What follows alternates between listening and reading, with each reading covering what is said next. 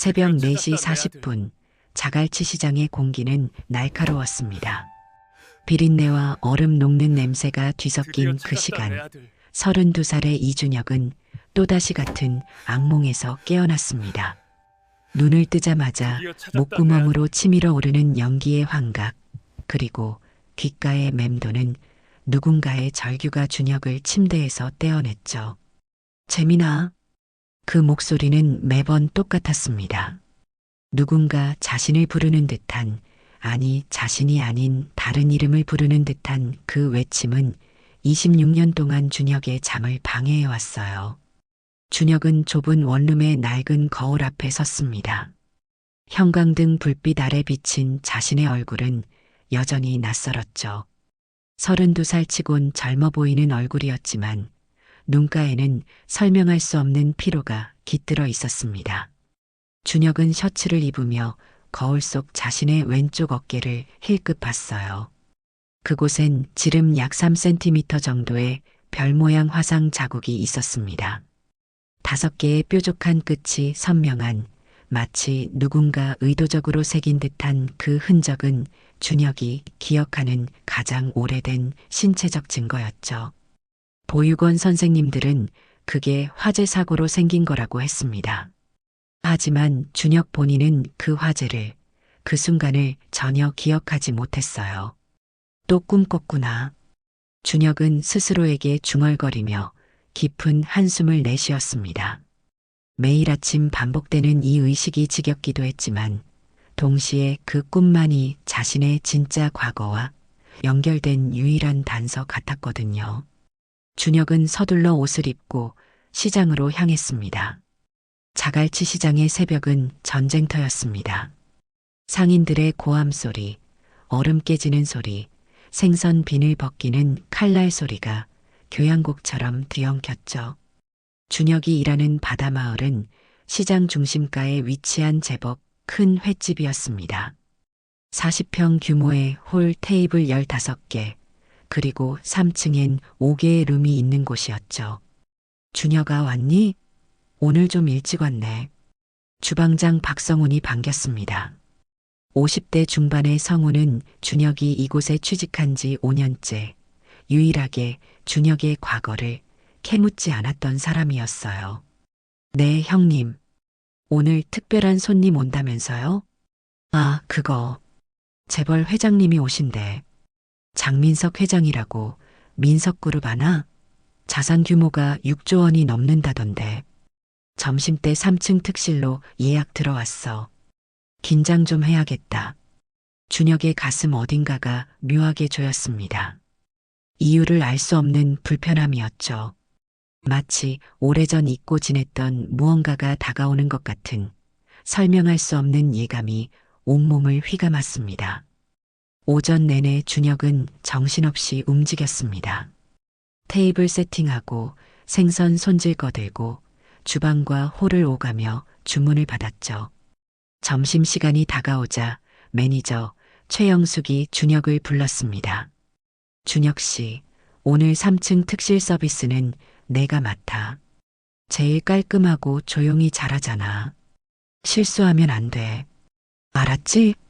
네, 매니저님. 조심할게요. 준혁은 고개를 끄덕였지만 심장은 이상하리만치 빠르게 뛰고 있었습니다. 정오가 조금 지난 시각 검은색 제네시스 세대가 가게 앞에 멈춰 섰어요. 경호원처럼 보이는 사람들이 먼저 내려 주변을 살폈고 이어서 60대 후반으로 보이는 한 남자가 차에서 내렸습니다. 장민석 회장이었습니다. 백발이 섞인 머리를 단정하게 넘긴 그는 고급 정장 차림이었지만 얼굴엔 알 수 없는 피로와 슬픔이 서려 있었어요.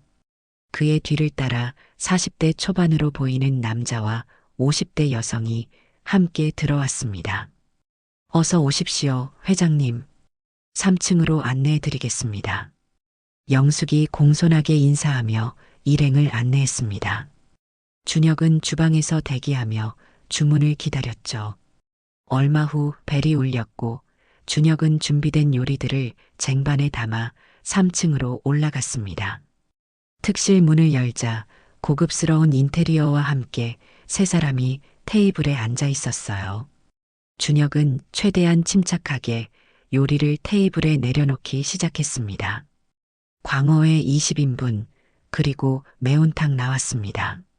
준혁의 목소리는 차분했지만 손끝은 미세하게 떨리고 있었습니다. 장민석 회장은 처음엔 준혁을 힐끗 보더니 다시 회를 집으려 했어요. 그런데 준혁이 매운탕 뚝배기를 테이블에 내려놓는 순간이었습니다. 뚝배기 손잡이가 생각보다 뜨거웠던 거죠. 준혁은 본능적으로 손을 떼었고 그 바람에 국물 몇 방울이 준혁의 왼쪽 어깨 쪽으로 튀었습니다. 아! 준혁이 작은 신음을 냈고 뜨거운 국물에 젖은 셔츠 천이 피부에 달라붙었어요.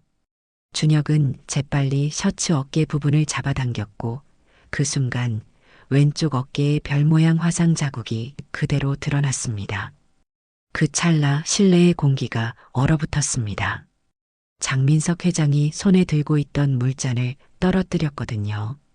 유리잔이 바닥에 부딪혀 산산조각 났고 물이 사방으로 튀었습니다. 하지만 민석은 그것조차 의식하지 못한 채 준혁의 어깨를 응시하고 있었어요. 그의 얼굴은 창백해졌고 입술은 파르르 떨리고 있었습니다. 그건 민석의 목소리는 가늘게 떨렸습니다. 옆에 앉았던 40대 남자 민석의 아들 장태준이 놀라 아버지를 붙잡았어요. 아버님 괜찮으세요? 하지만 민석은 태준의 말을 듣지 못하는 듯 했습니다. 그는 천천히 자리에서 일어나 준혁에게 다가왔죠. 준혁은 본능적으로 한 발 뒤로 물러났습니다. 그건 내 아들 재민이의 흔적이야. 민석의 목소리는 떨리고 있었습니다. 그는 준혁의 어깨를 가리키며 말을 이었어요. 26년 전에 잃어버린 내 아들. 재민이 어깨에도 똑같은 별 모양 화상이 있었어. 그때 그 아이가 6살이었는데 준혁의 머릿속이 하얗게 비었습니다. 재민이라는 이름, 그건 자신이 매일 밤 악몽에서 듣던 그 이름이었거든요. 준혁은 뒷걸음질 치며 고개를 저었습니다. 아닙니다. 이건 그냥 화상 자국일 뿐이에요. 아니야. 민석이 단호하게 말했습니다. 그의 눈에는 눈물이 가득 고여 있었어요. 그 별은 특별해. 재민이가 3살 때 뜨거운 식기에 데어서 생긴 거였어. 5개의 뾰족한 끝이 완벽하게 대칭인 별 모양. 의사 선생님도 신기해했지. 이렇게 정확한 별 모양 화상은 흔하지 않다고. 준혁의 숨이 가빠졌습니다. 심장이 미친 듯이 뛰었고 온몸에 식은땀이 흘렀어요. 민석은 떨리는 손으로 준비해온 가방에서 낡은 사진 한 장을 꺼냈습니다. 그리고 그것을 준혁에게 내밀었죠. 이게 재민이야. 내 아들. 사진 속엔 6살쯤 되어 보이는 남자아이가 웃고 있었습니다. 그 아이의 왼쪽 어깨에는 지금 준혁의 어깨에 있는 것과 똑같은 별 모양 흉터가 선명하게 보였어요. 준혁은 사진을 받아들었습니다. 손이 떨렸죠. 사진 속 아이의 얼굴을 보는 순간 준혁의 머릿속에 무언가가 스쳐 지나갔습니다. 흐릿한 잔상, 누군가의 웃음소리, 그리고 따뜻한 손길의 기억이었어요. 안 돼. 이건 준혁은 중얼거렸지만 부정할 수 없었습니다. 사진 속 아이의 눈빛, 그 눈빛이 자신과 너무나 닮아 있었거든요. 민석이 다시 입을 열었습니다. 26년 전 1999년 10월 12일 밤 부산 의료원에 큰 화재가 났어. 그날 재민이가 입원해 있었지. 고열로 입원했었는데 화재가 나고 병원이 아수라장이 됐어. 나는 재민이를 찾으려 했지만 연기가 너무 심해서. 민석의 목소리가 끊겼습니다. 그는 두 손으로 얼굴을 감싸쥐며 흐느꼈어요. 재민이를 끝내 찾지 못했어. 시신도 흔적도 아무것도. 경찰은 재민이가 화재로 사망했을 거라고 했지만 나는 믿을 수가 없었어. 26년 동안 단 하루도 재민이를 잊은 적이 없었어.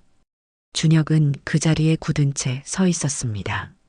말문이 막혔고 무슨 말을 해야 할지 알 수 없었어요. 그저 자신의 어깨에 있는 별 모양 흉터만이 뜨겁게 느껴졌습니다. 태준이 조심스럽게 말했습니다. 아버님, 진정하세요. 확실하지 않잖아요.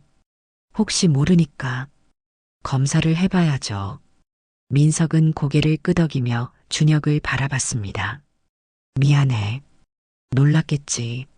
하지만 제발 부탁이야. DNA 검사 한 번만 해줄 수 있겠니? 만약 내가 내 아들이 아니라면 내가 모든 걸 사과할게. 하지만 만약 내가 정말 재민이라면. 민석의 눈빛엔 간절함이 가득했습니다. 준혁은 천천히 고개를 끄덕였어요. 사실 준혁 자신도 알고 싶었거든요.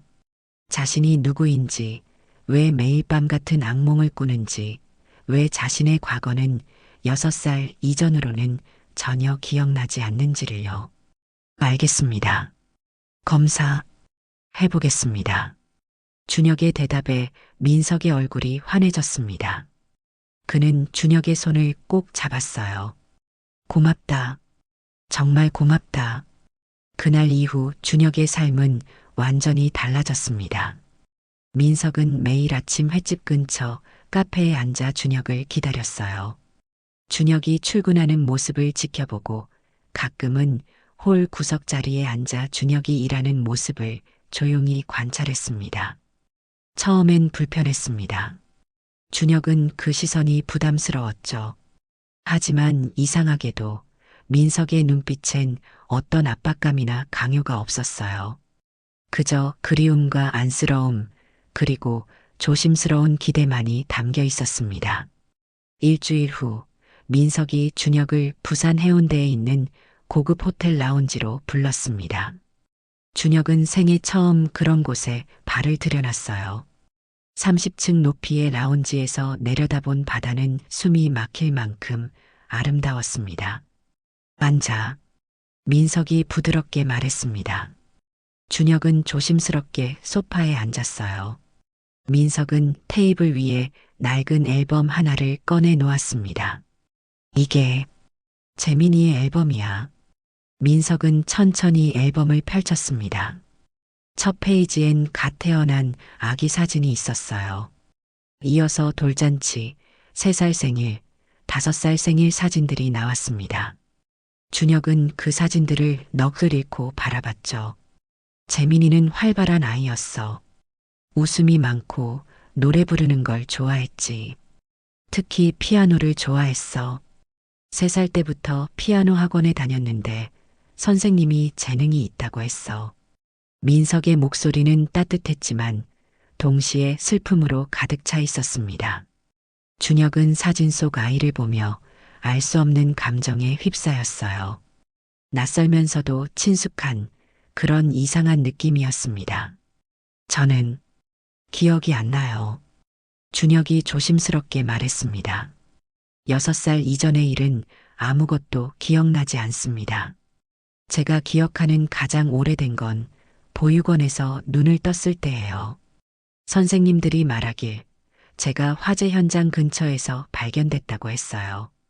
신원을 알 수 없어서 이준혁이라는 이름을 새로 받았다고 하더라고요.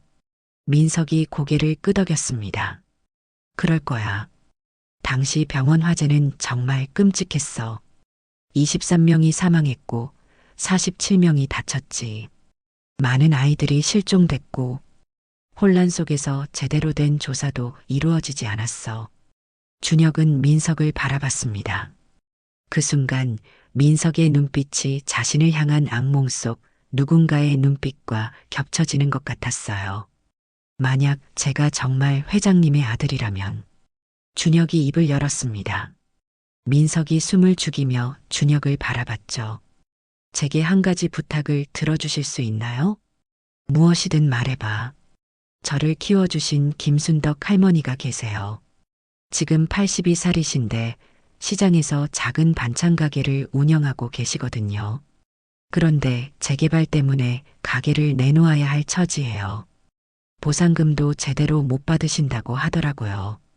준혁의 목소리는 떨렸지만 단호했습니다. 제가 정말 장재민이라면 할머니 가게부터 지켜주세요. 그리고 할머니가 편하게 사실 수 있게 해주세요. 그게 제 조건입니다. 민석은 잠시 준혁을 바라보다가 천천히 고개를 끄덕였습니다. 알았다. 약속하지. 내가 내 아들이든 아니든 그 할머니를 도와드릴게. 내가 그렇게 원한다면. 준혁의 눈가가 뜨거워졌습니다. 이 남자가 정말 자신의 아버지일까요? 그 생각만으로도 가슴 한구석이 이상하게 저릿했습니다. 검사 결과는 2주일 후에 나온대. 그동안 우리 가족들을 만나보지 않을래? 내 어머니와 형도 너를 보고 싶어 해. 준혁은 망설였습니다. 하지만 결국 고개를 끄덕였어요. 알고 싶었거든요. 자신이 정말 누구인지, 자신의 진짜 이름이 무엇인지를요. 검사를 기다리는 2주일은 준혁에게 가장 긴 시간이었습니다. 매일 아침 눈을 뜰 때마다 자신이 누구인지에 대한 의문이 머릿속을 가득 채웠죠. 거울을 볼 때마다, 어깨에 별 모양 흉터를 볼 때마다 준혁은 혼란스러웠습니다. 그리고 검사 사흘째 되던 날 민석이 준혁을 자신의 집으로 초대했어요. 해운대 끝자락에 위치한 민석의 저택은 600평 규모의 단독주택이었습니다. 정원엔 오래된 소나무들이 늘어서 있었고 저택 뒤로는 바다가 한눈에 내려다 보였죠. 어서 와.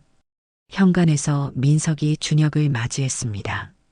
그의 옆엔 50대 중반으로 보이는 여성이 서 있었어요. 백옥처럼 하얀 피부에 단정한 옷차림의 그녀는 준혁을 보자마자 눈물을 글썽였습니다. 어머니입니다. 정수진이라고 해. 민석이 소개했습니다. 수진은 떨리는 손으로 준혁의 손을 잡았어요. 재민아. 아니, 준혁 씨라고 불러야 하나요? 편하게 부르세요. 준혁이 조심스럽게 대답했습니다. 수진의 눈에서 눈물이 흘러내렸죠. 미안해요. 엄마가 그날 재민이를 지키지 못해서. 어머니.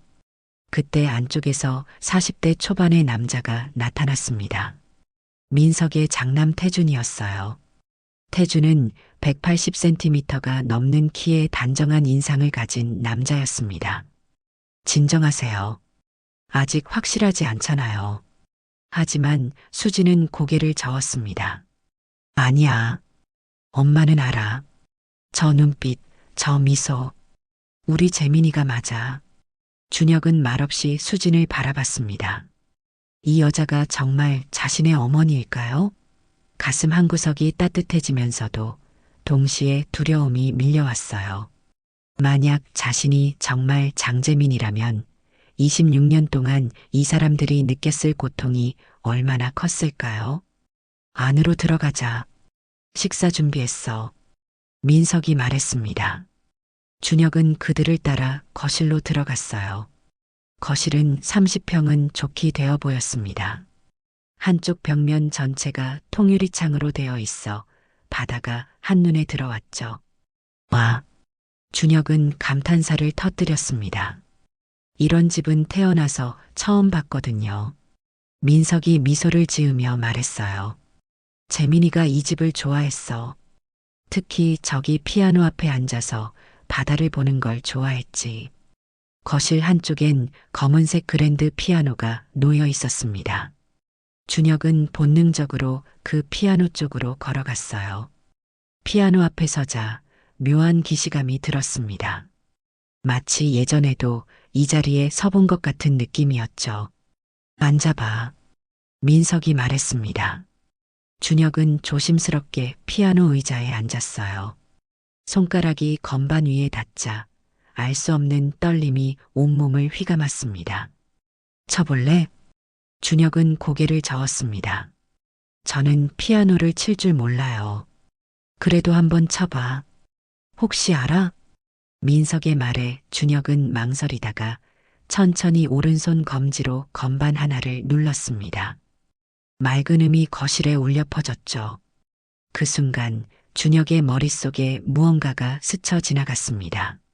작은 손으로 피아노를 치는 자신의 모습, 옆에서 누군가 박수를 쳐주는 소리, 그리고 따뜻한 칭찬의 말들이었어요.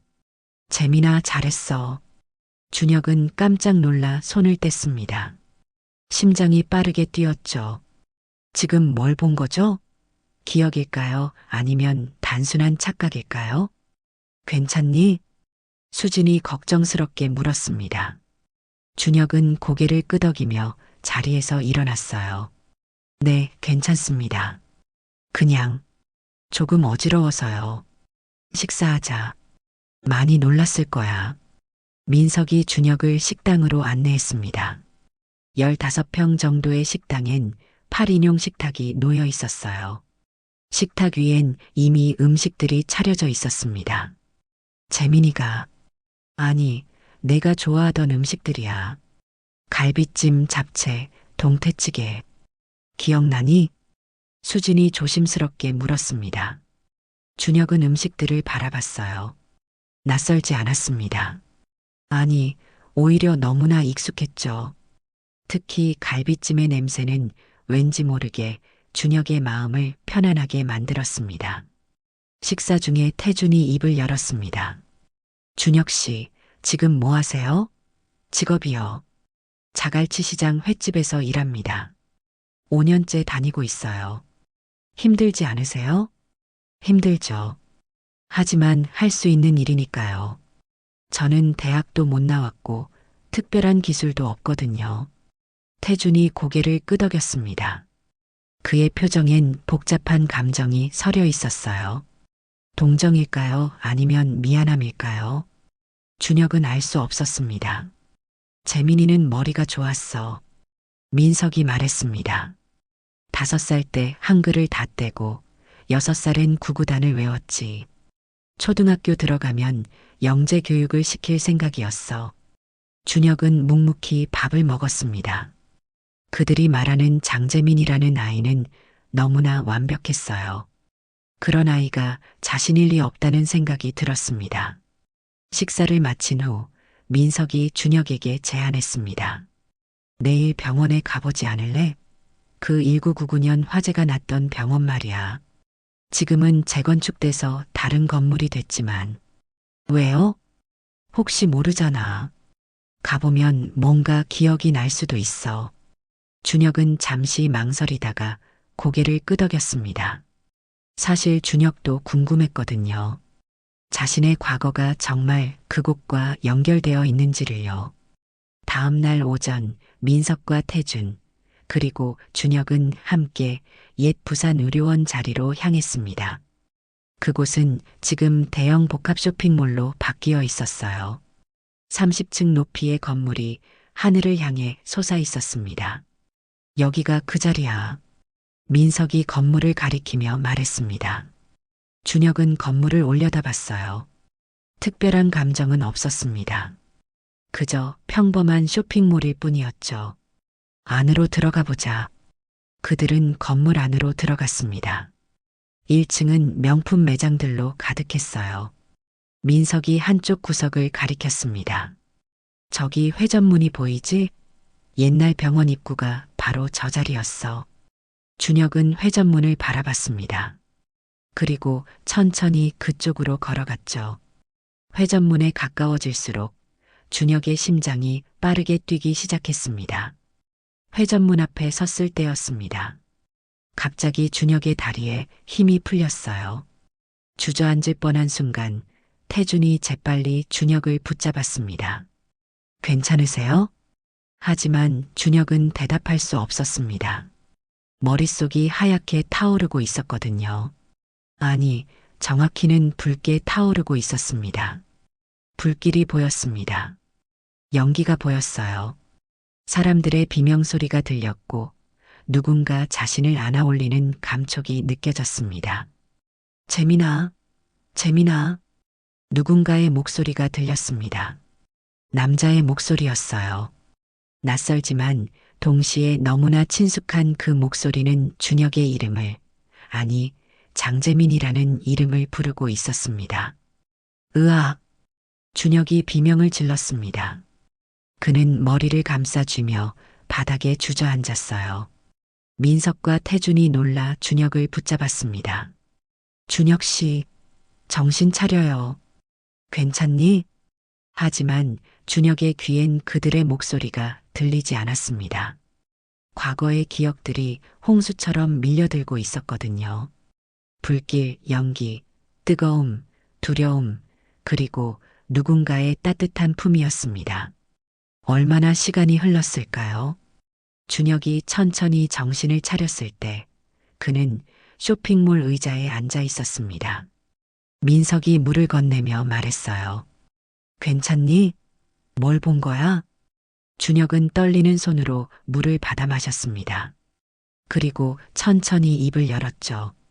불이요. 불이 보였어요. 그리고 누군가 저를 안아 올렸어요. 남자였던 것 같은데 누군지는 모르겠어요. 민석의 얼굴이 굳었습니다. 태준도 긴장한 표로 준혁을 바라봤어요. 혹시 그 남자가 어떻게 생겼는지 기억나? 아니요. 얼굴은 안 보였어요. 그냥 저를 꼭 안고 어딘가로 뛰어가는 느낌만 있었어요.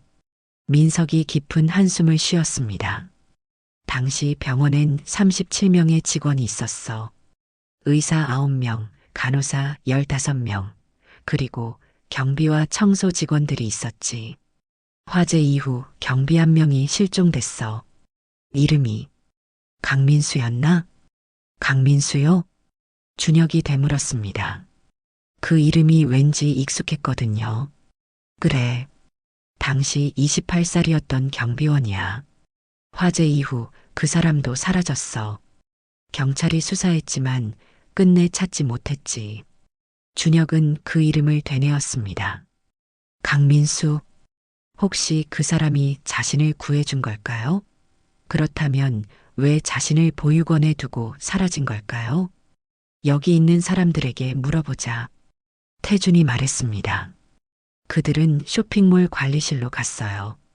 관리실장은 60대 후반의 남자였는데 놀랍게도 그는 옛 부산의료원에서 일했던 청소 직원이었습니다. 예, 저 여기서 29년째 일하고 있습니다. 병원 시절부터요. 혹시 1999년 화재 때 계셨나요? 민석이 물었습니다. 관리실장이 고개를 끄덕였어요.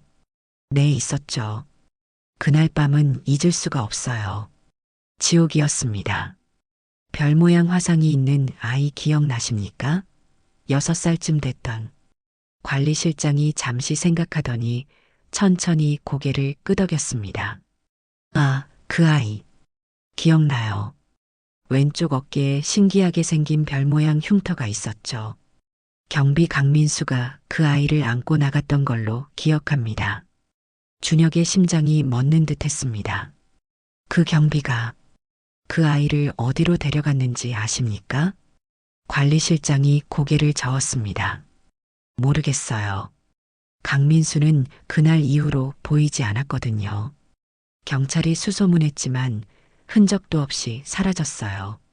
이상한 건 그 사람 가족도 행방을 모른다고 했다는 거예요. 민석과 준혁이 눈을 마주쳤습니다. 뭔가 석연치 않은 구석이 있었죠. 혹시 그 강민수란 사람에 대해 더 아시는 게 있나요? 태준이 물었습니다. 관리실장이 턱을 쓸어내리며 기억을 더듬었어요. 과묵한 사람이었어요. 말수가 적고 혼자 있는 걸 좋아했죠. 원래 부산 사람이 아니라 대구에서 왔다고 들었어요. 가족은 없고 혼자 자취하며 살았다고. 대구요? 네. 정확히는 대구 달서구 어딘가였던 것 같은데. 준혁은 그 정보를 머릿속에 새겼습니다. 강민수라는 남자가 왜 자신을 데리고 나갔는지, 그리고 왜 사라졌는지 알아야 했거든요. 쇼핑몰을 나온 후 세 사람은 근처 카페에 앉았습니다. 민석이 천천히 입을 열었어요. 강민수를 찾아야 해. 그 사람이 모든 걸 알고 있을 거야. 하지만 26년 전에 사라진 사람을 어떻게 찾습니까? 준혁이 물었습니다. 태준이 대답했어요. 사람은 흔적을 남기기 마련입니다. 특히 요즘 같은 디지털 시대엔 더더욱 그렇죠. 제가 사설 탐정을 고용하겠습니다. 사설 탐정이요? 네. 실종자 찾는데 전문가죠. 비용은 걱정하지 마세요. 준혁은 고개를 끄덕였습니다. 그리고 문득 궁금해졌어요. 태준 씨는 제가 정말 재민이었으면 좋겠어요. 아니면 아니었으면 좋겠어요? 태준이 준혁을 바라봤습니다. 그의 눈빛엔 복잡한 감정이 얽혀 있었죠. 솔직히 말하면 잘 모르겠습니다. 저는 재민이를 기억하지 못해요. 제가 너무 어렸거든요. 재민이가 실종됐을 때 저는 겨우 8살이었으니까요. 그렇군요. 하지만 아버지와 어머니가 26년 동안 얼마나 고통스러워 하셨는지는 알아요. 매년 재민이 생일마다 실종된 날마다 두 분은 하루 종일 울기만 하셨거든요. 태준의 목소리가 떨렸습니다. 그래서 만약 당신이 정말 재민이라면 저는 기쁠 것 같아요. 동생을 되찾는 거니까요. 하지만 동시에 두렵기도 해요. 두렵다고요? 네. 26년이라는 시간은 너무 길어요. 우리는 서로 너무 낯선 사람이 됐죠. 과연 가족이 될 수 있을까요? 준혁은 대답하지 못했습니다. 자신도 같은 생각을 하고 있었거든요. 그날 밤 준혁은 원룸으로 돌아와 침대에 누웠습니다. 천장을 바라보며 오늘 있었던 일들을 되짚었어요. 회전문 앞에서 본 환영, 강민수라는 이름, 그리고 장재민이라는 정체성이었습니다. 만약 자신이 정말 장재민이라면 지난 26년 동안 준혁으로 살았던 시간은 뭐가 되는 걸까요? 보육원에서, 시장에서, 횟집에서 흘렸던 땀과 눈물은 거짓이 되는 걸까요? 준혁은 눈을 감았습니다. 그리고 다시 그 꿈을 꾸었어요. 하지만 이번엔 달랐습니다. 꿈속에서 준혁은 어린아이였고 누군가의 품에 안겨 있었습니다. 재민아, 무서워하지 마. 아빠가 지켜줄게. 그 목소리는 장민석의 목소리였습니다. 준혁은 꿈속에서 울음을 터뜨렸어요. 그리고 그대로 깊은 잠에 빠져들었습니다. 이틀 후 검사 결과가 나왔습니다. 민석이 준혁을 병원으로 불렀어요. 준혁은 떨리는 마음으로 병원에 도착했습니다. 민석과 수진 그리고 태준이 이미 와 있었어요. 의사가 서류를 들고 나타났습니다. 결과 나왔습니다. 모두의 숨소리가 멎었습니다. 의사가 서류를 펼치며 말했어요. 친자 확률 99.9999%입니다. 장민석 씨와 이준혁 씨는 생물학적 부자 관계가 확실합니다. 그 순간 세상이 멈춘 것 같았습니다. 수진이 울음을 터뜨렸고 민석은 고개를 떨구며 어깨를 떨었어요. 태준은 놀란 표정으로 준혁을 바라봤습니다. 준혁은 그 자리에 선 채 아무 말도 할 수 없었습니다. 머릿속이 하얗게 비었거든요. 자신이 정말 장재민이라는 사실이 26년 동안 잃어버렸던 가족을 되찾았다는 사실이 실감나지 않았습니다. 민석이 천천히 준혁에게 다가왔습니다. 그리고 무릎을 꿇으며 준혁의 손을 잡았어요. 재민아. 아니, 준혁아. 이제야 널 찾았구나. 민석의 목소리는 떨리고 있었습니다. 눈물이 볼을 타고 흘러내렸죠. 미안해. 정말 미안해. 내가 어디 있는지도 모른 채 26년 동안 아무것도 해주지 못해서. 준혁의 눈에서도 눈물이 흘러내렸습니다. 자신도 모르게 터져나오는 눈물이었어요. 어깨가 들썩이고 목이 메었습니다. 아버지. 그 단어가 입 밖으로 나오는 순간 준혁은 무너졌습니다. 민석의 품에 안겨 소리내어 울었어요. 26년 동안 혼자였던 외로움, 정체성에 대한 혼란, 그리고 되찾은 가족에 대한 안도감이 모두 눈물로 쏟아져 나왔습니다. 수진도 다가와 준혁을 끌어안았습니다. 태준도 두 사람의 어깨에 손을 올렸어요. 그렇게 네 사람은 한참을 울었습니다. 하지만 그 감동의 순간 병원 복도 끝에서 누군가 그들을 지켜보고 있었습니다. 50대 중반의 남자 민석그룹의 전무이사 강태섭이었어요. 그의 눈빛엔 차가운 계산이 서려 있었습니다. DNA 검사 결과가 나온 지 사흘째 되던 날, 준혁은 민석의 집으로 이사했습니다. 아니, 이제는 장재민이라 불려야 할지도 모를 그는 자신의 작은 원룸을 정리하며 묘한 감정에 휩싸였어요. 32년 인생 중 26년을 이준혁으로 살았는데 이제 장재민이라는 이름으로 다시 시작해야 한다니 실감이 나지 않았습니다. 이게 전부야? 태준이 준혁의 짐을 보며 물었습니다. 작은 캐리어 하나와 박스 2개가 전부였거든요. 네.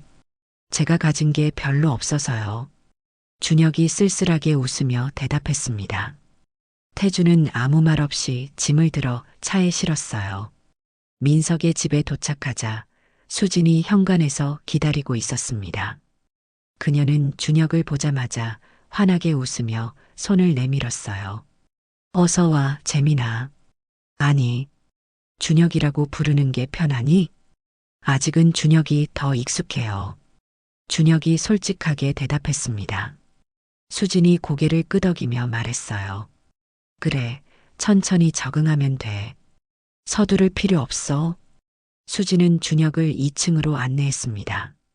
복도 끝 방문을 열자 20평 정도 되는 넓은 방이 나타났어요. 큰 창문으로 바다가 한눈에 보였고 방 안엔 킹사이즈 침대와 책상, 옷장이 깔끔하게 배치되어 있었습니다. 여기가 내 방이야. 재민이가 쓰던 방은 따로 있는데 그건 그대로 보존해뒀어. 나중에 보고 싶으면 보여줄게. 준혁은 방 안을 둘러봤습니다. 너무 넓고 너무 깨끗했어요. 4, 5평짜리 원룸에서 살던 자신에게는 꿈만 같은 공간이었습니다. 감사합니다. 감사하긴. 원래 내 집인데. 수진이 준혁의 어깨를 토닥이며 말했습니다. 짐 정리하고 내려와. 저녁 준비할게. 수진이 나간 후 준혁은 창가에 서서 바다를 바라봤습니다. 저 멀리 오륙도가 보였고 해가 지면서 하늘이 주황빛으로 물들어가고 있었어요. 준혁은 가슴 한구석이 먹먹해졌습니다. 이게 정말 내 삶일까? 자문했지만 대답은 돌아오지 않았습니다. 저녁 식사는 조용했습니다. 민석과 수진, 태준과 준혁, 네 사람이 식탁에 둘러앉아 말없이 밥을 먹었어요. 어색함이 식탁 위를 맴돌았죠. 내일부터 출근하지 마. 민석이 먼저 입을 열었습니다. 준혁이 고개를 들어 민석을 봤어요. 네. 횟집 그만둬. 이제 그럴 필요 없어. 하지만 저는 재민아. 민석이 준혁을 똑바로 바라보며 말했습니다. 넌 내 아들이야. 민석그룹의 상속자지. 이제부터 회사 일을 배워야 해. 준혁은 숟가락을 내려놓았습니다. 갑자기 숨이 막히는 것 같았어요. 아버지, 저는 아직 준비가 안 됐어요. 회사 일 같은 거 해본 적도 없고, 배우면 돼. 태준이가 가르쳐 줄 거야. 태준이 고개를 끄덕였습니다. 걱정하지 마세요. 천천히 하나씩 알려드릴게요. 하지만 준혁은 불편했습니다. 하루아침에 모든 게 바뀌는 게 두렵기도 했고, 동시에 자신이 과연 그럴 자격이 있는지 의문이 들었거든요. 시간을 주세요. 조금만. 준혁의 목소리가 떨렸습니다. 민석이 한숨을 쉬며 고개를 끄덕였어요. 알았어. 하지만 너무 오래 끌진 말자. 널 세상에 알려야 해. 그날 밤 준혁은 침대에 누워 천장을 바라봤습니다. 잠이 오지 않았어요. 머릿속이 복잡했습니다. 장재민이라는 정체성, 민석그룹의 상속자라는 지위, 그리고 자신을 바라보는 사람들의 시선이 모두 부담스러웠습니다. 새벽 2시쯤 준혁은 침대에서 일어나 거실로 내려갔습니다. 목이 말라 물을 마시려는데 서재에서 불빛이 새어나오고 있었어요. 준혁은 조심스럽게 서재 문을 열었습니다. 민석이 책상에 앉아 낡은 앨범을 보고 있었습니다. 그의 얼굴엔 눈물 자국이 있었어요. 아버지. 준혁이 조심스럽게 불렀습니다. 민석이 깜짝 놀라 고개를 들었죠. 재민아, 아직 안 잤니? 잠이 안 와서요. 아버지도 못 주무시나 봐요. 민석이 쓸쓸하게 웃으며 앨범을 닫았습니다. 26년 동안 매일 밤 이랬어. 재민이 앨범을 보면서 울었지. 준혁은 민석 옆에 앉았습니다. 민석이 앨범을 다시 펼쳤어요. 사진 속엔 6살짜리 재민이가 웃고 있었습니다. 이 사진은 실종되기 이틀 전에 찍은 거야. 동물원에 갔었지. 재민이가 호랑이를 보고 너무 좋아해서. 민석의 목소리가 떨렸습니다. 그날 밤 재민이가 고열이 나서 병원에 입원했어. 40도가 넘었거든. 의사 선생님이 이틀 정도 입원하면 괜찮을 거라고 했어. 그래서 나는 안심하고 회사 일을 보러 갔어. 준혁은 민석의 옆 얼굴을 바라봤습니다. 그의 눈에서 눈물이 흘러내리고 있었어요. 그날 밤 9시쯤 병원에서 전화가 왔어. 화재가 났다고. 나는 미친 듯이 달려갔지. 하지만 도착했을 땐 이미 병원 3층이 불바다였어. 재민이는 4층에 있었는데 민석이 두 손으로 얼굴을 감췄습니다. 소방관들이 막았어. 들어갈 수 없다고. 나는 소리를 질렀어. 내 아들이 안에 있다고. 제발 구해달라고. 하지만 준혁의 가슴이 먹먹해졌습니다. 그는 민석의 어깨에 손을 올렸어요. 26년 동안 나는 나 자신을 용서할 수 없었어. 내가 재민이를 지키지 못했다는 죄책감이 매일 밤 나를 괴롭혔지. 민석이 준혁을 바라봤습니다. 그런데 내가 돌아왔어. 기적처럼. 난 아직도 믿기지가 않아. 이게 꿈은 아닐까. 눈을 뜨면 넌 사라져 있는 건 아닐까. 아버지. 준혁이 민석의 손을 잡았습니다. 저 여기 있어요. 어디 가지 않을게요. 민석이 준혁의 손을 꼭 쥐었습니다. 두 사람은 말없이 앉아 서로의 온기를 느꼈어요. 다음 날 아침 준혁은 횟집 사장에게 전화를 걸어 퇴사 의사를 밝혔습니다. 사장은 놀라면서도 축하해줬어요. 그래, 잘 됐다. 넌 원래 여기서 평생 일할 애가 아니었어. 전화를 끊은 후 준혁은 복잡한 심정으로 창밖을 바라봤습니다. 5년 동안 일했던 횟집, 그곳에서의 추억들이 스쳐 지나갔죠. 오전 10시쯤 현관 초인종이 울렸습니다. 수진이 문을 열자 중년의 남자가 서 있었어요.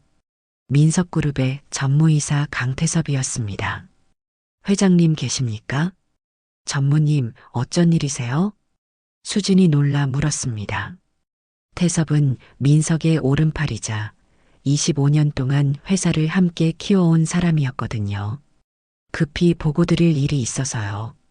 태섭이 서재로 들어가자 민석이 반갑게 맞이했습니다. 태섭이 무슨 일이야? 회장님, 축하드립니다. 아드님을 찾으셨다니. 태섭의 목소리는 차분했지만 눈빛은 차가웠어요. 그런데 한 가지 문제가 있습니다. 문제? 언론이 알았습니다. 내일 아침 일제히 기사가 나갈 겁니다. 민석의 얼굴이 굳었습니다. 어떻게 새 나간 거야? 모르겠습니다. 아마 병원 관계자 중 누군가가. 사실 태섭 자신이 언론에 흘린 것이었습니다. 하지만 그는 태연하게 거짓말을 했죠. 이렇게 되면 회사 주가에도 영향을 미칠 겁니다. 준비 없이 갑자기 후계자가 나타났다는 소식이 퍼지면 민석이 깊은 한숨을 쉬었습니다. 어쩔 수 없지. 기자회견을 열어야겠어. 그게 좋겠습니다. 하지만 회장님, 태섭이 목소리를 낮췄습니다. 정말 DNA 검사 결과가 확실합니까? 혹시 조작은 아니고요? 무슨 소리야? 민석이 화를 냈습니다. 서울대병원에서 검사했어. 친자 확률 99.9999%야. 재민이가 맞다고. 알겠습니다. 하지만 세상 사람들은 의심할 겁니다. 재벌 후계자 자리를 노리고 나타난 사기꾼이라고. 태섭의 말에 민석은 할 말을 잃었습니다. 사실 그것도 걱정이었거든요. 다음 날 아침 모든 언론사가 일제히 같은 기사를 쏟아냈습니다. 민석그룹 장민석 회장, 26년 만에 찾은 아들은 사기꾼, 횟집 직원에서 하루아침에 재벌 후계자로, 의혹 증폭 장민석 회장, 숨겨둔 사생아 존재 의혹. 기사 내용은 악의로 가득했습니다. 준혁이 사실은 민석의 사생아이며 지금껏 숨겨두다가 후계 구도를 바꾸기 위해 꺼내든 것이라는 추측성 보도였죠. 준혁은 아침 뉴스를 보며 얼굴이 하얗게 질렸습니다. 자신의 사진이 화면 가득 나오고 있었거든요. 횟집에서 일하던 모습, 좁은 원룸에서 나오는 모습까지 누군가 몰래 찍은 사진들이었습니다. 이게 무슨... 민석도 경악했습니다. 수지는 떨리는 손으로 리모컨을 켰다 껐다 반복했어요. 여보, 어떻게 해야 해? 우리 재민이가... 진정해. 내가 해결할게. 민석이 즉시 비서실에 전화를 걸었습니다. 당장 기자회견 준비해. 오늘 오후 3시 본사 대회의실에서. 하지만 상황은 점점 악화됐습니다. 오전 11시쯤 자갈치 시장에서 급한 전화가 왔어요. 준혁을 키워준 김순덕 할머니의 가게가 누군가의 습격을 받았다는 것이었습니다. 뭐라고? 준혁이 전화를 받고 소리쳤습니다. 할머니, 할머니 괜찮으세요? 준혁아, 미안해. 가게가 엉망이 됐어. 순덕의 목소리는 떨리고 있었습니다. 준혁은 즉시 시장으로 달려갔어요. 민석과 태준도 함께였습니다. 시장에 도착하자 순덕의 반찬 가게는 난장판이 되어 있었습니다. 유리창이 깨지고 진열대가 부서지고 벽엔 페인트로 사기꾼이라고 쓰여 있었어요. 할머니, 준혁이 순덕을 끌어안았습니다. 순덕은 울고 있었어요. 미안해, 준혁아. 내가 나쁜 사람이 아니라고 말했는데 아무도 믿지 않더라. 할머니, 괜찮아요. 다 제 잘못이에요. 준혁의 눈에서 눈물이 흘러내렸습니다. 자신 때문에 할머니가 고통받는 것이 너무 괴로웠거든요. 민석이 다가와 순덕에게 인사했습니다. 어머님, 제가 장민석입니다. 재민이를, 준혁이를 키워주셔서 감사합니다. 순덕이 민석을 올려다봤습니다. 당신이 준혁이 친아버지요? 네. 정말 감사드립니다. 26년 동안 제가 하지 못한 걸 해주셨어요. 민석이 깊게 고개를 숙였습니다. 순덕이 민석의 손을 잡았어요. 준혁이는 좋은 애예요. 거짓말 같은 거 할 아이가 아니에요. 알고 있습니다. 제 아들이니까요. 민석이 주변을 둘러봤습니다.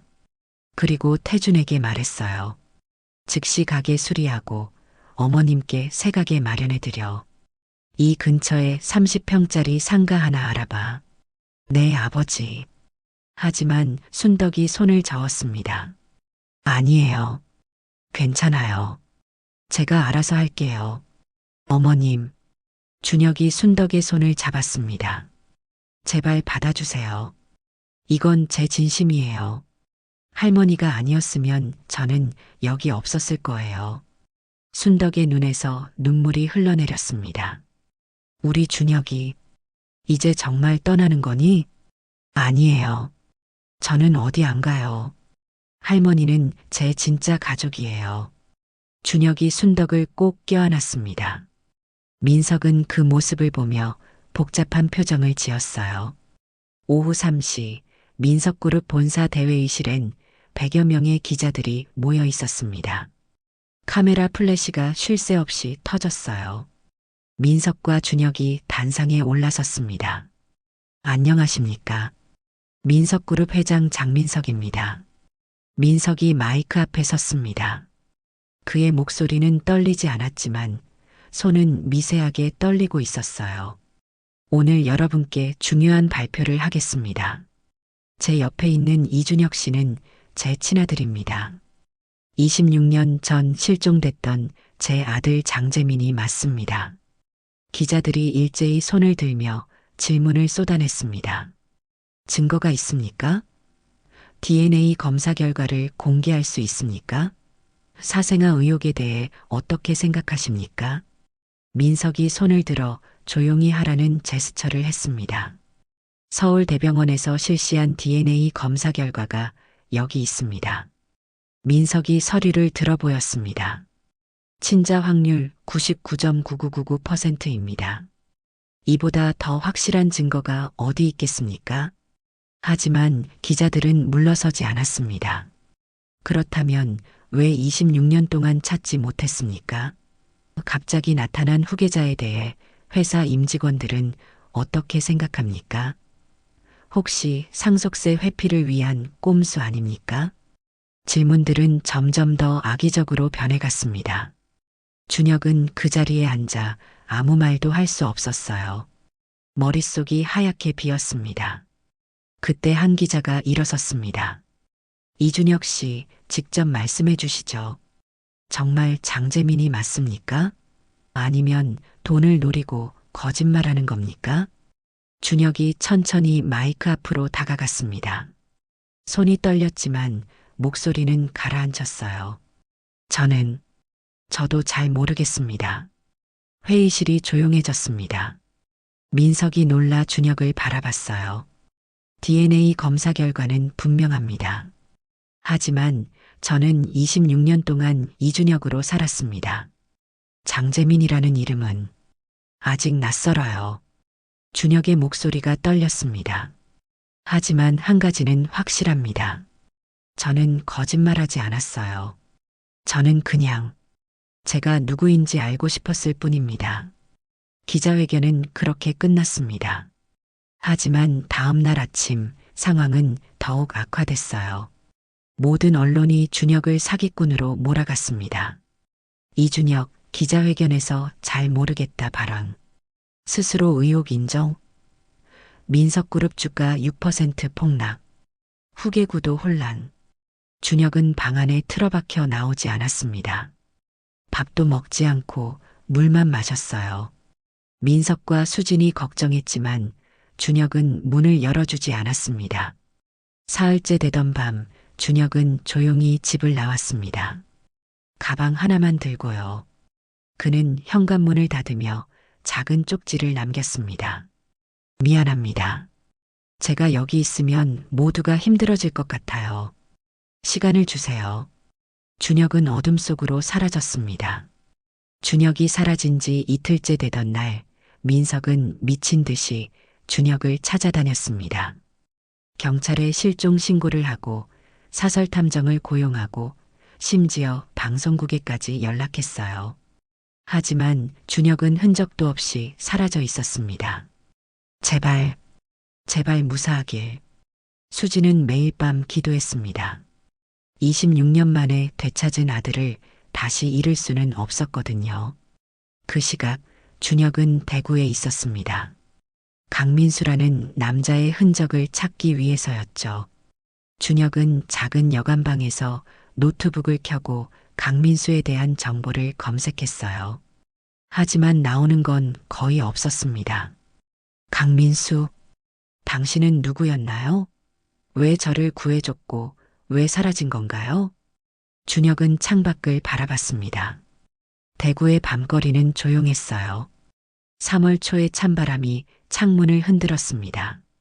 다음 날 아침, 준혁은 달서구청을 찾아갔습니다. 주민등록 담당 직원에게 강민수에 대해 물었지만 개인정보라며 알려줄 수 없다는 답변만 돌아왔죠. 하지만 저는 그분의 가족이에요. 준혁이 거짓말을 했습니다. 직원이 의심스러운 눈빛으로 준혁을 바라봤어요. 가족이라는 걸 증명할 수 있나요? 그게 준혁은 말을 잇지 못했습니다. 증명할 방법이 없었거든요. 그때 옆 창구에 있던 나이든 직원이 끼어들었습니다. 강민수라고? 혹시 1971년생? 네, 맞아요. 준혁이 반색하며 대답했습니다. 나이든 직원이 턱을 쓸어내리며 기억을 더듬었어요. 그 사람 알아. 2000년대 초반까지 여기 살았었지. 달서구 성당동 쪽에. 지금은 어디 계신지 아세요? 글쎄, 이사 간 지 한 25년은 됐을 거야. 주소 이전 신고도 안 했고, 아마 연락 두절됐을걸? 준혁의 가슴이 철렁 내려앉았습니다. 하지만 포기할 수 없었어요. 성당동이 어디죠?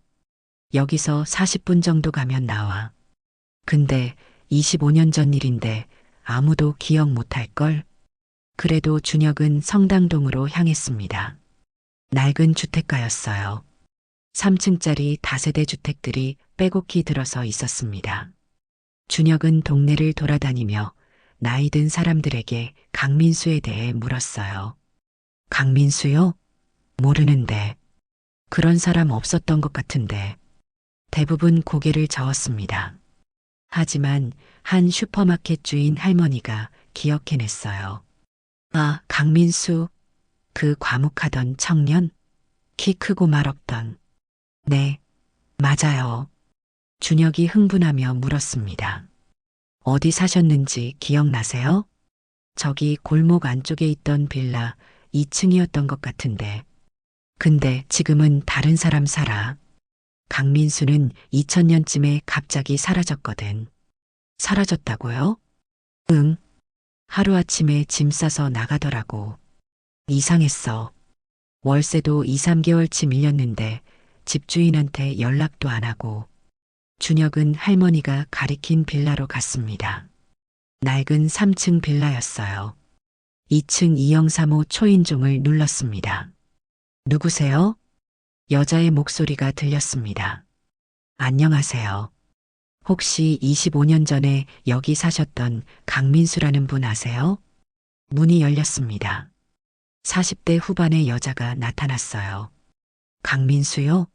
모르는데요. 저희는 15년 전에 이사 왔거든요. 아, 그렇군요. 준혁이 실망하며 돌아서려는데 여자가 말을 이었습니다. 그런데 아래층 할아버지가 오래 사셨어요. 한 40년? 물어보면 아실 수도 있어요. 준혁은 1층으로 내려가 101호 문을 두드렸습니다. 한참 후에 70대로 보이는 할아버지가 문을 열었어요. 누구신가? 안녕하세요. 강민수라는 분 찾고 있는데 혹시 기억하세요? 할아버지의 눈빛이 변했습니다. 강민수, 그 이름 오랜만에 듣네. 자네는 누군가? 저는 그분이 구해주신 사람입니다. 할아버지가 준혁을 위아래로 훑어봤습니다. 들어오게.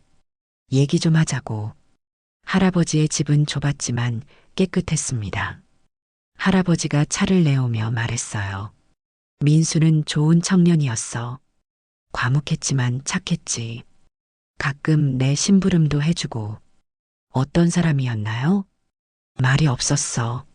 항상 혼자 있었고, 친구도 없고 가족도 없다고 했지. 부산에 일하러 간다더니 어느 날 갑자기 돌아왔더라고. 언제요? 1999년 가을쯤? 그런데 이상했어. 그때 민수가 아이를 데리고 왔거든. 준혁의 심장이 뛰기 시작했습니다. 아이요? 응.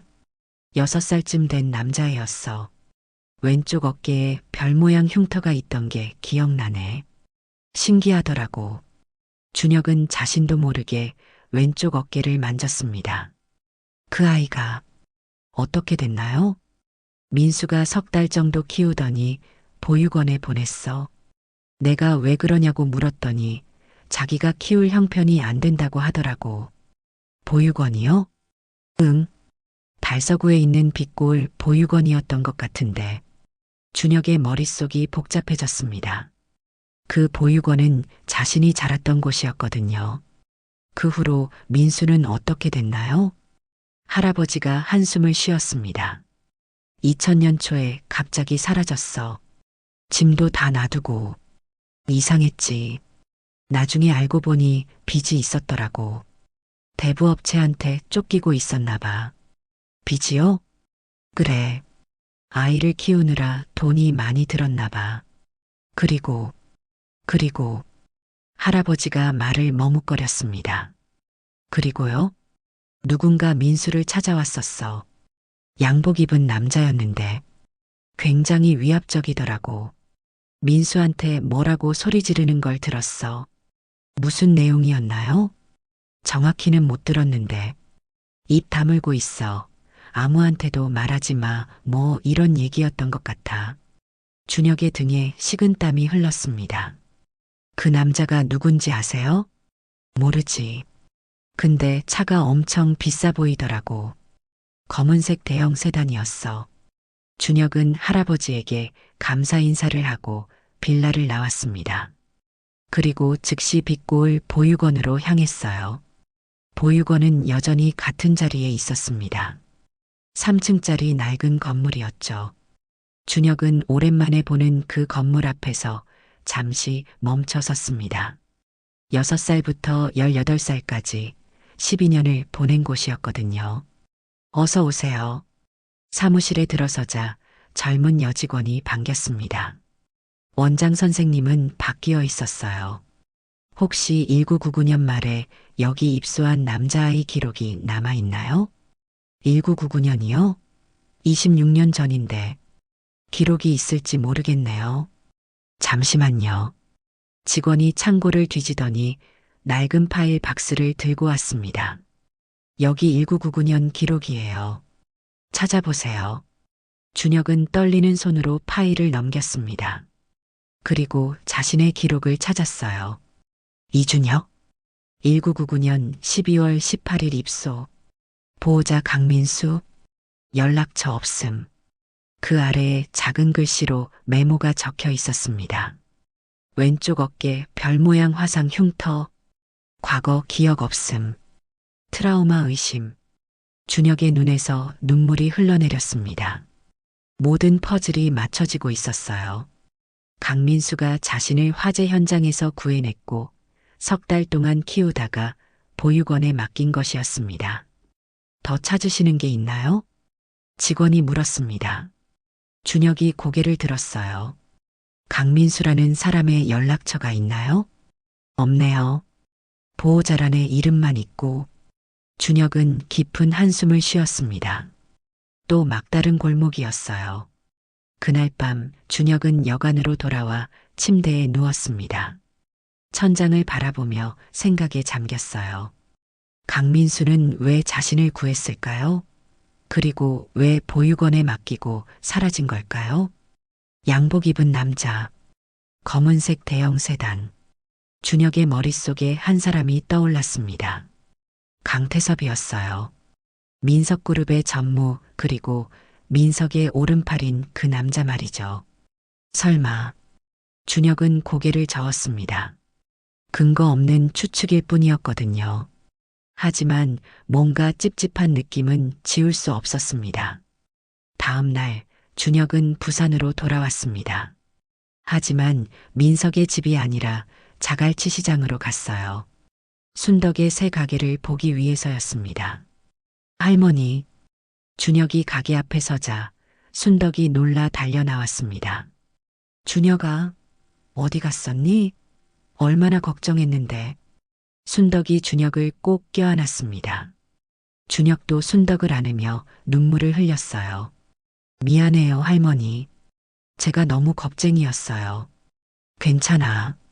무사해서 다행이야. 두 사람은 가게 안으로 들어갔습니다. 새 가게는 예전보다 훨씬 넓고 깨끗했어요. 장 회장님이 해주셨어. 30평짜리 가게에 새집기까지. 순덕이 눈시울을 붉혔습니다. 좋은 분이시더라. 너를 정말 아끼시는 게 보였어. 준혁은 고개를 끄덕였습니다. 할머니, 저 한 가지 물어볼 게 있어요. 응? 할머니가 절 처음 봤을 때 제 어깨에 흉터 보셨죠? 그럼 신기한 별 모양이었잖아. 그때 저에 대해 아무 말도 안 하셨어요? 저 누가 데려왔는지, 어디서 왔는지. 순덕이 잠시 생각하더니 천천히 입을 열었습니다. 말 안 했구나. 사실 너를 데려온 사람이 따로 있었어. 네. 강민수라는 청년이었어. 너를 데리고 와서 부탁했지. 이 아이 잘 부탁한다고. 자기는 형편이 안 돼서 못 키운다고. 그 사람이 뭐라고 했어요? 별로 말이 없더라. 그냥 미안하다는 말만 계속하고. 아, 그리고 이걸 줬어. 순덕이 서랍을 열어 낡은 봉투를 꺼냈습니다. 내게 주라고 했는데 때가 되면 주라고 해서 아직 갖고 있었어. 준혁은 떨리는 손으로 봉투를 받았습니다. 봉투 안엔 손으로 쓴 편지가 들어 있었어요. 재민아, 아니 이제는 준혁이라고 불러야 하나. 미안하다. 내가 너를 지켜주지 못해서. 너는 좋은 집안의 아들이었어. 하지만 누군가 너를 없애려 했지. 나는 그걸 막을 수 없었어. 그래서 너를 숨길 수밖에 없었어. 언젠가 때가 되면 진실이 밝혀질 거야. 그때까지 건강하게 자라렴. 내 어깨의 별이 언젠가 너를 집으로 인도할 거야. 강민수. 준혁의 손이 떨렸습니다. 편지를 읽으며 눈물이 쏟아졌어요. 할머니, 이게 그 청년도 너를 지키려고 애썼던 거야. 자기 목숨 걸고. 순덕이 준혁의 어깨를 토닥였습니다. 이제 돌아가야지. 내 진짜 가족한테. 준혁은 고개를 끄덕였습니다. 이제 알 것 같았어요. 자신이 무엇을 해야 하는지를요. 그날 저녁 준혁은 민석의 집으로 돌아갔습니다. 현관문을 열자 민석과 수진, 태준이 모두 거실에 있었어요. 재민아. 수진이 소리치며 달려왔습니다. 준혁을 꼭 껴안으며 울었어요. 어디 갔었니? 얼마나 걱정했는데. 민석도 다가와 준영의 어깨를 잡았습니다. 괜찮니? 다친 데는 없고? 죄송합니다. 걱정 끼쳐드려서. 준혁이 세 사람을 바라봤습니다. 하지만 이제 알아야 할 게 있어요. 26년 전 그날 밤 정말 무슨 일이 있었는지. 민석의 얼굴이 굳었습니다. 무슨 뜻이야? 강민수라는 사람을 찾았어요. 저를 구해준 사람이요. 그 사람이 남긴 편지에 누군가 저를 없애려 했다고 적혀 있었어요. 거실의 공기가 얼어붙었습니다. 태준이 앞으로 나섰어요. 그게 사실이라면 범인을 찾아야 해요. 이미 짐작가는 사람이 있어요. 준혁이 차갑게 말했습니다. 강태섭 전무요. 민석이 깜짝 놀라 준혁을 바라봤습니다. 태섭이가 무슨 근거로 그런 말을. 아직 확실한 증거는 없어요. 하지만 정황상 안 돼. 민석이 고개를 저었습니다. 태섭이는 25년 동안 나와 함께 일해온 사람이야. 내 오른팔이지. 그 사람이 그런 짓을 할 리 없어. 하지만 준혁의 눈빛은 흔들리지 않았습니다. 그럼 조사해봐요. 26년 전 그날 밤 강태섭 전무가 어디 있었는지. 태준이 준혁을 바라봤습니다. 형, 제가 알아볼게요. 몰래. 고마워요. 준혁이 민석을 똑바로 바라봤습니다. 아버지, 저는 도망치지 않을 거예요. 이제 싸울 거예요. 제 과거를, 제 가족을 지키기 위해서요. 민석의 눈에서 눈물이 흘러내렸습니다. 그는 준혁을 꼭 껴안았어요. 미안하다, 아들아. 너를 제대로 지켜주지 못해서 이제부터라도 함께 싸워요. 준혁이 민석의 등을 토닥였습니다. 그날 밤 태주는 비밀리에 사설탐정을 고용했습니다. 강태섭의 과거를 조사하기 시작했어요. 그리고 2주일 후 놀라운 사실이 밝혀졌습니다. 강태섭에게는 사촌 동생이 있었습니다. 이름은 강민수였어요. 사설탐정이 가져온 서류를 보는 순간 태준의 얼굴이 창백해졌습니다. 가족관계 증명서에는 분명하게 적혀 있었어요. 강태섭과 강민수는 사촌 형제였습니다. 이게 말이 되나요? 태준이 떨리는 목소리로 물었습니다. 탐정이 고개를 끄덕이며 추가 자료를 꺼냈어요. 강민수는 1998년 10월부터 부산의료원에서 야간 경비로 일했습니다. 그리고 그 일자리를 소개해준 사람이 바로 강태섭 전무입니다. 계속 말해보세요. 1999년 10월 12일 화재 당일 강태섭 전무의 차량이 병원 근처에서 목격됐습니다. 당시 블랙박스 기록은 없지만 주차 위반 딱지가 남아있더군요. 태주는 서류를 꽉 쥐었습니다. 손이 떨렸죠. 그리고 화재 이후 강민수의 통장으로 3천만 원이 입금됐습니다. 송금인은 민석그룹 비자금 계좌였습니다. 비자금 계좌요? 네. 강태섭 전무가 관리하던 계좌죠. 물론 회장님 명의지만 실질적으론 전무가 운용했습니다. 태주는 깊은 한숨을 쉬었습니다. 모든 퍼즐이 맞춰지고 있었어요. 더 있습니다. 탐정이 또 다른 서류를 내밀었습니다. 강민수는 2000년 4월에 사망했습니다. 교통사고로요. 대구 달서구의 한 골목길에서 차에 치여 즉사했는데 뺑소니였습니다. 범인은 끝내 잡히지 않았고요. 태준의 온몸에 소름이 돋았습니다. 사고 차량의 특징이 목격됐나요? 검은색 대형 세단이었다고 합니다. 번호판은 확인되지 않았고요. 태준은 자료를 들고 즉시 준혁을 찾아갔습니다. 준혁은 서재에서 책을 읽고 있었어요. 형? 태준이 문을 열며 들어왔습니다. 준혁이 고개를 들었죠. 무슨 일이에요? 강민수, 강태섭 전무의 사촌 동생이었어요. 준혁이 책을 떨어뜨렸습니다. 믿기지 않는다는 표정이었죠. 뭐라고요? 태준은 조사 결과를 모두 설명했습니다. 준혁은 말없이 듣다가 천천히 입을 열었어요. 그렇다면 강태섭이 강민수에게 저를 없애라고 시킨 거군요. 하지만 강민수는 저를 구했고 그리고 그 대가로 3천만 원을 받았어요. 입막음 돈이었던 거죠. 하지만 왜 죽였을까요? 강민수를요.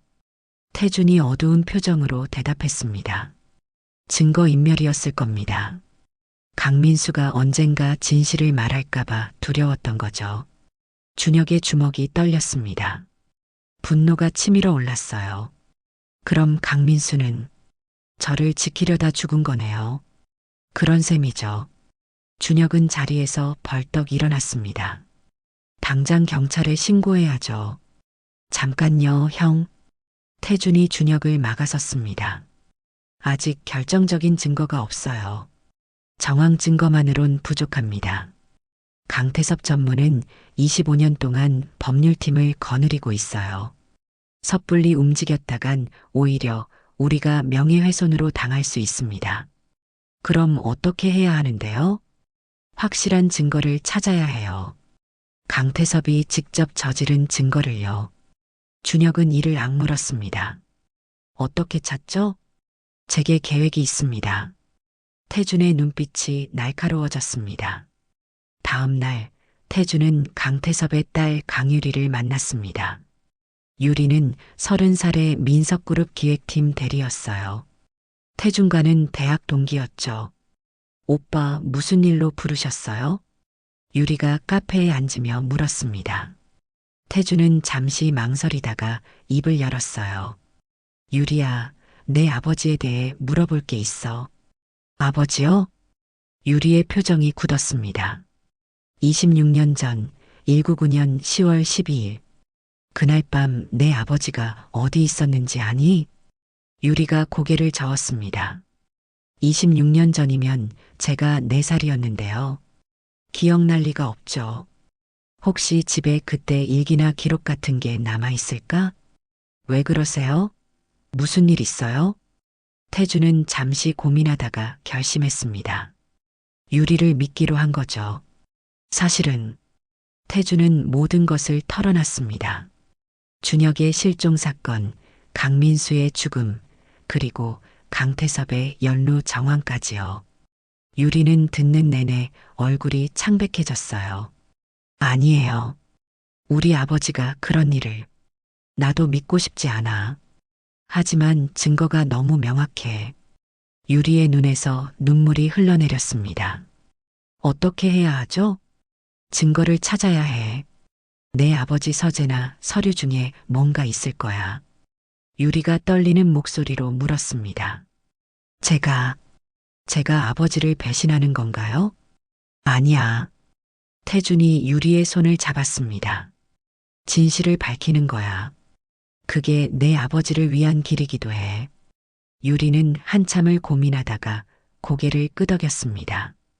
일주일 후 유리가 태준에게 연락했습니다. 오빠 찾았어요. 두 사람은 조용한 공원에서 만났습니다. 유리는 떨리는 손으로 봉투를 건넸어요. 아버지 서재 금고에 있었어요. 비밀번호를 우연히 알게 됐는데 봉투 안엔 여러 서류가 들어 있었습니다. 통장 사본, 송금 내역서, 그리고 손으로 쓴 메모들이었죠. 이게 태준이 서류를 훑어봤습니다. 1999년 10월 5일 강민수에게 500만 원 성금, 10월 20일 강민수에게 2,500만 원 잔금, 그리고 2000년 4월 15일 민수 처리 완료라는 메모가 있었습니다. 이걸로 충분해. 태준이 서류를 꼭 쥐며 말했습니다. 유리가 울먹이며 물었어요. 우리 아버지, 정말 그런 일을 한 거예요? 미안해, 유리야. 유리는 고개를 떨구며 눈물을 흘렸습니다. 어머니한테는 말하지 마세요. 어머니가 알면 감당 못하실 거예요. 알았어. 조심할게. 태주는 즉시 준혁과 민석에게 증거를 보여줬습니다. 민석은 서류를 보며 믿을 수 없다는 표정을 지었어요. 태섭이가 정말 이런 일을. 민석의 목소리가 떨렸습니다. 25년 동안 함께한 동료가, 친구처럼 믿었던 사람이 자신의 아들을 죽이려 했다는 사실이 믿기지 않았거든요. 왜 그랬을까? 준혁이 조용히 대답했습니다. 아마도 회사 때문이었을 거예요. 제가 사라지면 태준 형이 단독 후계자가 되잖아요. 그럼 강태섭 전무는 계속 실권을 쥘 수 있었겠죠. 민석은 두 손으로 얼굴을 감쌌습니다. 내가 그 사람을 너무 믿었구나. 아버지. 준혁이 민석의 어깨에 손을 올렸습니다. 이제 끝내야 해요. 강민수 아저씨를 위해서라도. 민석이 고개를 끄덕였습니다. 그리고 결심한 듯 자리에서 일어났어요. 경찰에 신고하자. 그리고 검찰에도 고발하자. 다음 날 민석은 강태섭을 본사 회장실로 불렀습니다. 태섭은 평소처럼 태연한 얼굴로 들어왔어요. 회장님 부르셨습니까? 앉게. 민석의 목소리는 차가웠습니다. 태섭이 그 분위기를 눈치채고 경계하기 시작했어요. 무슨 일이십니까? 민석은 책상 위에 서류 봉투를 던졌습니다. 이게 뭔지 설명해보게. 태섭이 봉투를 열어봤습니다. 순간 그의 얼굴이 하얗게 질렸어요. 이건 199년 10월 자네가 강민수에게 보낸 돈이야. 내 아들을 죽이라고 준 돈. 태섭은 아무 말도 하지 못했습니다. 민석이 자리에서 일어나 태섭에게 다가갔어요. 왜 그랬나? 왜 내 아들을 죽이려 했어? 회장님, 태섭의 목소리가 떨렸습니다. 저는 회사를 위해서, 회사? 회사를 위해 6살 아이를 죽이려 했단 말인가. 민석이 소리쳤습니다. 그의 목소리가 사무실 전체에 울려 퍼졌어요. 태섭은 바닥에 무릎을 꿇었습니다. 잘못했습니다. 제가 미쳤었습니다. 욕심이 저를 망쳤습니다. 자네 사촌 동생 강민수도 자네가 죽인 거지? 태섭이 고개를 끄덕였습니다. 민수가 양심의 가책을 느끼더군요. 재민이를 찾아가겠다고 진실을 밝히겠다고 했습니다. 그래서 어쩔 수 없었습니다. 민석의 주먹이 떨렸습니다. 당장 태섭을 때려주고 싶었지만 참았어요. 경찰이 곧 올 거야. 자수하게. 회장님, 나가. 민석이 차갑게 말했습니다. 태섭은 비틀거리며 일어나 문 쪽으로 걸어갔어요. 문 앞에서 그가 돌아봤습니다. 회장님, 정말 죄송합니다. 저는 당신을 배신할 자격도 없는 인간입니다. 그리고 그는 문을 나갔습니다. 1시간 후 경찰이 민석그룹 본사에 도착했습니다. 하지만 강태섭은 이미 사라진 뒤였어요. 옥상에서 투신한 것이었습니다. 전무님, 직원들의 비명소리가 건물 전체에 울려 퍼졌습니다. 민석이 옥상으로 달려갔지만 이미 늦었어요. 태섭은 차가운 시멘트 바닥에 쓰러져 있었습니다. 그의 주머니에서 편지 한 통이 발견됐습니다. 장민석 회장님께 제 욕심이 모든 걸 망쳤습니다. 재민이를 지키지 못해 죄송합니다. 강민수를 죽여 죄송합니다. 26년 동안 거짓말한 것 죄송합니다. 이제 저는 갑니다. 강태섭. 민석은 편지를 읽으며 눈물을 흘렸습니다. 분노와 슬픔이 뒤섞인 복잡한 감정이었어요. 강태섭의 죽음은 큰 파장을 일으켰습니다. 언론이 일제히 보도했고 민석그룹 주가는 폭락했어요. 하지만 동시에 준혁에 대한 의혹도 완전히 풀렸습니다. 민석그룹 전무 후계자 살해 음모 자백 후 투신 26년 전 진실 마침내 밝혀지다. 장재민 사기꾼 아닌 진짜 피해자였다. 기사 제목들이 바뀌었습니다. 사람들의 시선도 달라졌어요. 장례식장은 조문객들로 가득 찼습니다. 강유리는 빈소 앞에서 하염없이 울었어요. 준혁이 조심스럽게 다가가 그녀의 어깨를 토닥였습니다. 죄송해요. 준혁의 말에 유리가 고개를 들었습니다. 아니에요. 오빠는 잘못이 없어요. 잘못한 건 우리 아버지예요. 그래도 저 때문에. 아니에요. 유리가 준혁의 손을 잡았습니다. 오빠 덕분에 진실이 밝혀진 거예요. 우리 아버지도 그걸 원했을 거예요. 그래서 마지막에 고백하신 거겠죠. 준혁은 유리를 꼭 안아줬습니다. 장례식이 끝난 후 준혁은 대구로 갔습니다. 강민수의 묘를 찾기 위해서였죠. 달서구의 작은 공동묘지에서 민수의 묘를 찾았습니다. 강민수 1971년 2000년.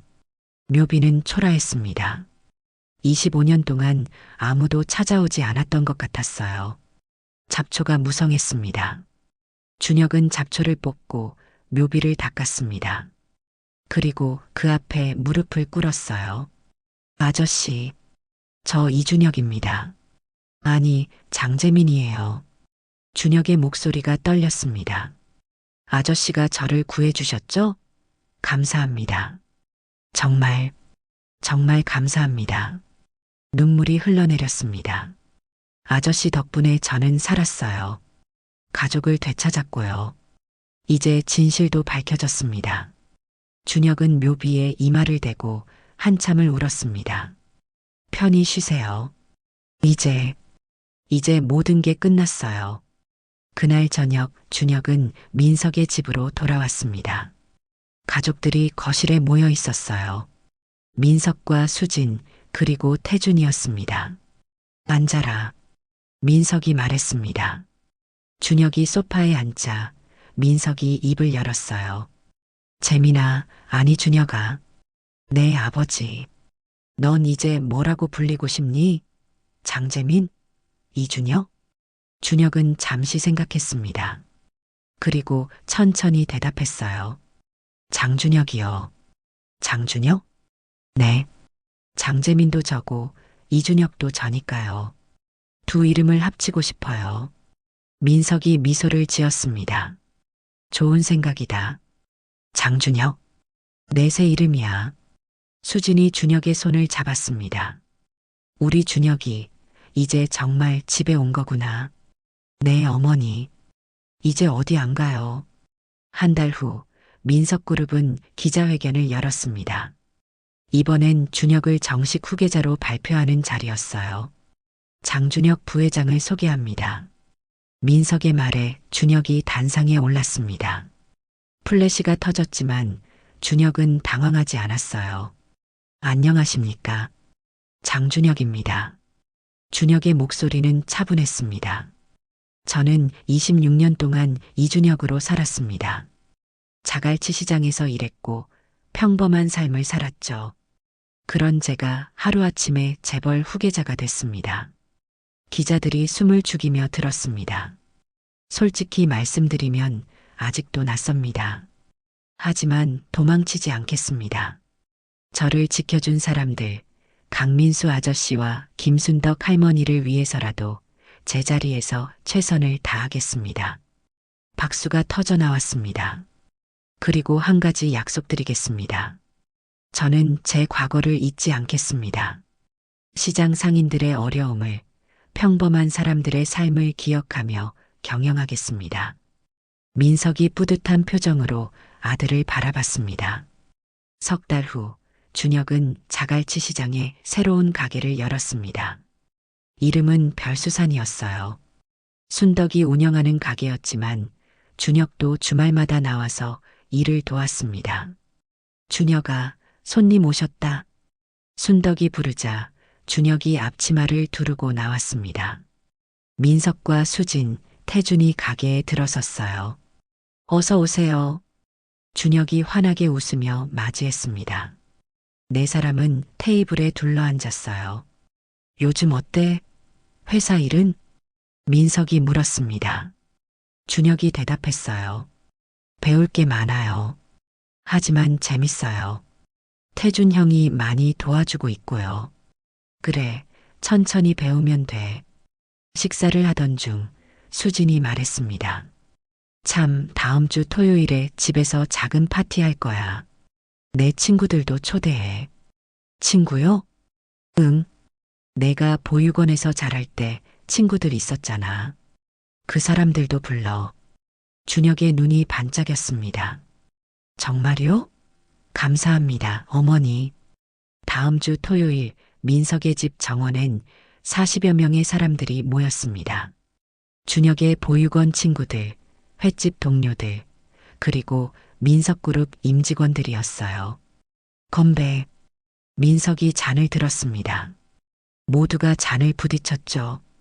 파티가 한창일 때 준혁이 피아노 앞에 앉았습니다. 사람들이 조용해졌어요. 한 곡 연주하겠습니다. 준혁의 손가락이 건반 위를 움직이기 시작했습니다. 처음엔 서툴렀지만 점점 부드러워졌어요. 수진이 첼로를 들고 나타났고 태준이 바이올린을 들고 합류했습니다. 세 사람의 연주가 정원에 울려 퍼졌습니다. 아름다운 선율이었어요. 민석은 그 모습을 보며 눈물을 흘렸습니다. 여보, 우리 재민이가 돌아왔어요. 수진이 민석의 손을 잡으며 속삭였습니다. 아니, 준혁이가 왔어요. 우리 새로운 아들이요. 연주가 끝나고 준혁이 사람들 앞에 섰습니다. 여러분, 오늘 와주셔서 감사합니다. 준혁이 자신의 왼쪽 어깨를 가리켰습니다. 이 별 모양 흉터, 한때는 저를 괴롭히는 상처였습니다. 하지만 이제는 제 과거의 증거예요. 잃어버렸던 길을 찾게 해준 별이죠. 사람들이 박수를 쳤습니다. 저는 이준혁으로 26년을 살았고 장재민으로 6년을 살았습니다. 이제는 장준혁으로 새로운 삶을 시작하려 합니다. 민석이 앞으로 나와 준혁의 어깨에 손을 올렸습니다. 준혁아, 내 아버지. 넌 이제 김준혁도 장재민도 아니야. 넌 두 세상을 다 걸어온 장준혁이다. 그걸 자랑스럽게 여겨. 준혁이 고개를 끄덕였습니다. 네, 아버지. 자랑스럽게 살겠습니다. 하늘에는 별들이 반짝이고 있었습니다. 준혁은 하늘을 올려다보며 생각했어요. 강민수 아저씨, 보고 계세요? 저 잘 살고 있어요. 아저씨가 지켜준 이 삶, 헛되이 하지 않을게요. 바람이 불어왔습니다. 따뜻한 봄바람이었어요. 준혁은 가족들을 바라보며 미소 지었습니다. 이제 진짜로 집에 돌아온 것 같았습니다. 3년이 흘렀습니다. 준혁은 민석그룹의 부회장으로서 탁월한 경영 능력을 보여줬어요. 특히 중소상인 지원 사업을 만들어 자갈치 시장을 비롯한 전통시장들을 살렸습니다. 그리고 오늘 준혁은 민석으로부터 회장직을 물려받았습니다. 장준혁 신임 회장님, 한 말씀 부탁드립니다. 기자가 마이크를 내밀었습니다. 준혁이 단상에 올라 말했어요. 감사합니다. 저는 제 어깨의 이별을 평생 기억하며 살겠습니다. 준혁이 셔츠 어깨 부분을 살짝 걷어 올렸습니다. 별 모양 흉터가 선명하게 보였어요. 이 상처는 제가 겪은 고통의 증거이지만 동시에 저를 지켜준 사람들의 사랑의 증거입니다. 그 사랑을 세상에 돌려주는 것이 제 사명입니다. 박수가 터져 나왔습니다. 그날 저녁 준혁은 가족들과 함께 거실에 모였습니다. 민석이 준혁에게 서류 봉투를 건넸어요. 이게 뭐예요? 강민수 씨 묘를 가족묘역으로 옮겼어. 그리고 제대로 된 묘비를 세웠지. 준혁의 눈시울이 붉어졌습니다. 감사합니다, 아버지. 아니야. 우리가 해야 할 일이었어. 그분이 없었다면 넌 지금 여기 없었을 테니까. 준혁은 다음 날 가족묘역을 찾았습니다. 새로 세워진 민수의 묘비에는 이렇게 적혀 있었어요. 영웅 강민수, 그는 한 아이의 생명을 구했고 진실을 지켰으며 사랑으로 세상을 떠났다. 준혁은 묘비 앞에 무릎을 꿇었습니다. 아저씨, 약속 지켰어요. 제대로 된 삶을 살고 있어요. 바람이 불어왔습니다. 마치 민수가 대답하는 것 같았어요. 잘했어, 준혁아. 이제 행복하게 살아. 준혁은 미소를 지으며 일어섰습니다. 그리고 하늘을 올려다봤어요. 해가 지고 있었고 첫 별이 하늘에 떠오르고 있었습니다. 별빛이 준혁의 어깨를 비췄습니다. 상처가 빛나고 있었어요. 이제 그 별은 더 이상 고통의 증거가 아니었습니다. 희망의 별이었고 사랑의 별이었으며 새로운 시작의 별이었습니다. 장준혁의 이야기는 이렇게 끝이 났습니다. 아니, 끝이 아니라 새로운 시작이었죠. 그리고 그 별은 오늘도 밤하늘에서 반짝이고 있습니다.